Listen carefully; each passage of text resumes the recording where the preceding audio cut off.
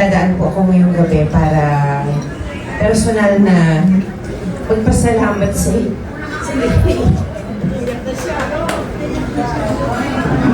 Sorry po, ano kasi ngayon, syempre, 1 year, di ba? So, we try to go on day by day.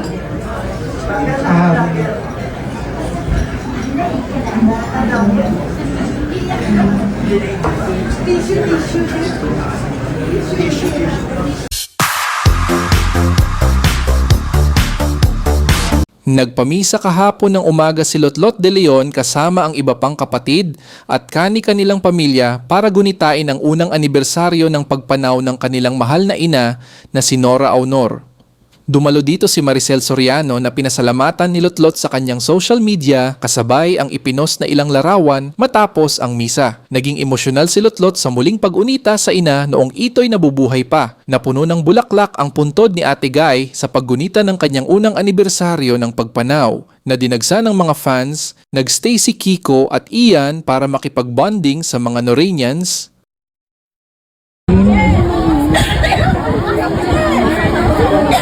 Diyan.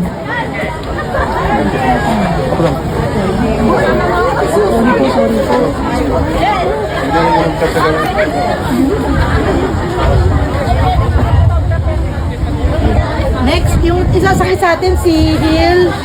Dalawa pa. Kaya, nagbigay lang ng bulaklak.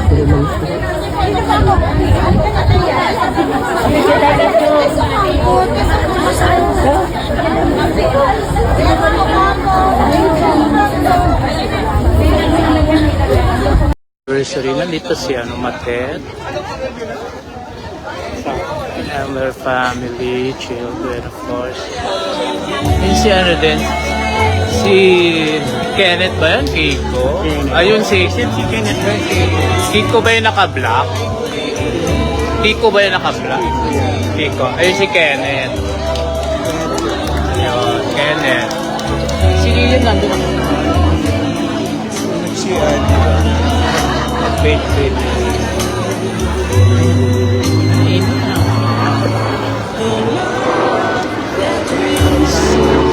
Si Lotlot ang wala.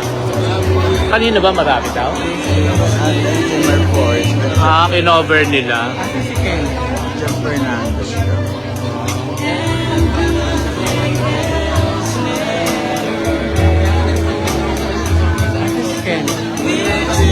Ayan, naka-cap. Yan. Naka-white. Ayan, o. Ng green. Tapos Ken. Just...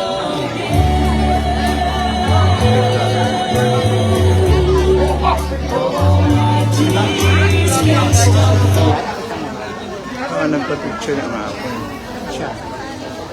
Sandali ng PCR lang kami ng misis ko.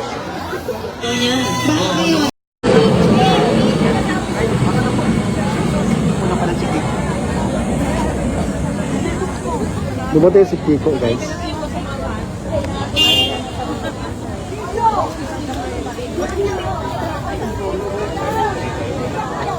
Tapos kamukha din siya ni Ian, tsaka kayan.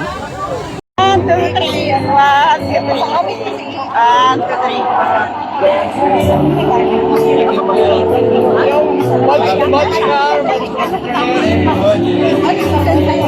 Armada?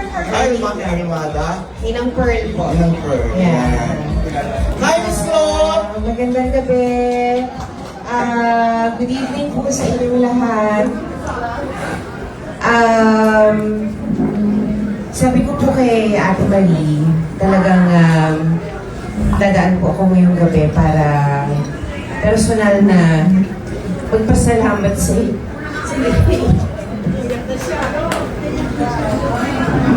Sorry po, ano kasi ngayon, syempre, 1 year, di ba? So, we try to go on day by day.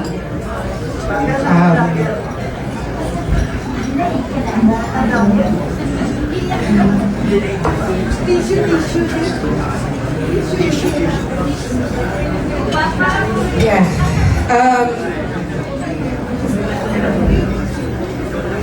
Grabe, isang tao po ang nagbubuklod sa ating lahat at yan ay walang iba kundi ang aking ina.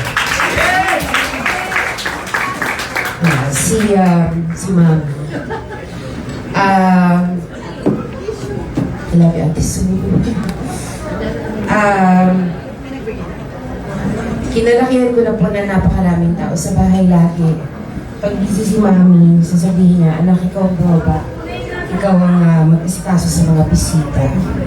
Kinalakihan ko na po na bus ng mga tao ang dumadating sa bahay namin, masilayan ng aking ina. Para sa akin bilang anak, syempre, ordinaryong nanay siya para sa akin. Yung impact niya sa person, as a human being, I learned to recognize through the years I was growing up. But for me, she's simply Mommy. Ang dami na po nangyari all the years. Ang dami na rin pong nasabi tungkol sa aming pamilya, hindi ba? Yung mga haka-haka, yung mga panghuhusga.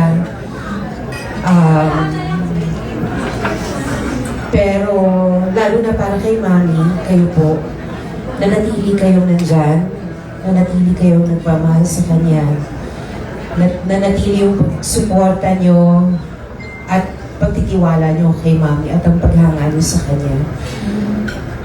Ang ligasiya po ni Mami para sa akin, hindi lang tungkol sa material na bagay, hindi tungkol sa pera. Ito ay tungkol sa Kanya bilang pagiging tao, sa Kanyang pagtulong sa kapwa niya, sa Kanyang pagmamahal sa kapwa niya. Yun po ang pinaka-importante para sa akin. Hindi na naman kailangan ulit-ulitin ng mga karangalan na tanggap niya kasi nasa libro na po yan, katatak na doon. Habang buhay na po yan hanggang sa mga susunod na henerasyon. Ang importante po sa akin yung ipagpatuloy yung ligasiya niya through helping others, through being kind. Just to be kind to other people. And yun po. But siguro po ang pinakagusto ko lang sabihin is sa inyo lalo na po, salamat. Salamat sa pagmamahal nyo. Salamat po sa kahit wala na siya dito, pinagpapatuloy nyo pa rin po yung kindness na yun na naiwan ni Mami. By being all together, by taking care of each other also as a group of people who love her. I think Mom was really, she was born into this world for that purpose. Na maging inspirasyon sa ating lahat, sa karamihan. At na parang kahit ano mararating mo, basta nagsusumikap ka lang at magpapatuloy sa buhay. And yun nga, yung patuloy na pakikisama maganda sa kapwa. So, yun, maraming salamat po sa event na to, Ate Marie, at sa inyong lahat for organizing. Yes, sa team nyo po. Maraming salamat po sa lahat na nagmamahal sa Kanya at nandito pa rin kayo hanggang ngayon. Kasama niyo po ako sa journey to and we will continue on Mommy's legacy and yun. Maraming salamat po sa inyo. Pagkensyahan niyo po ako kasi medyo it's talagang long day din and gusto ko lang po talaga kayong makita at magpasalamat ng personal. Siyempre po, kahit na mahal na mga bilihin ngayon, hindi ba mataas na ang gasolina, pero you took your time to give this honor to Mommy na magkakasama. So, maraming salamat po sa inyo lahat. Mula sa akin, sa mga kapatid ko, Thank you po. Maraming salamat po sa inyo for doing this. Salamat po na rin. Magandang gabi po sa inyo lahat. Kumain na po kayo. Pasensya na po. Medyo nag-istorbo ko po.